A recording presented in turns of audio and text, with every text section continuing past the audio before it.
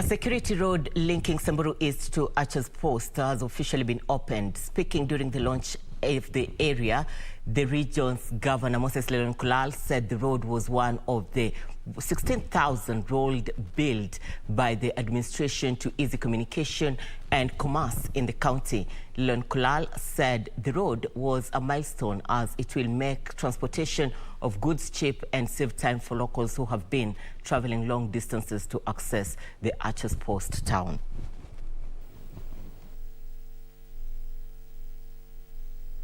Sana sana nilikuwa naenda mguu. Au hakuna gari napita. Labda uende mpaka Jackson huko, upanda gari, uende Wamba, enda Archers. Kwa hivyo hakuna namna ya kupita pande hii. Sasa Archers sasa imekuwa karibu. We've done a number of structures in terms of bridges that connect major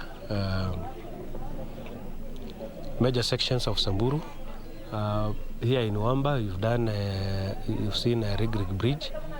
This will go a long way in opening up the northern part of Samburu East.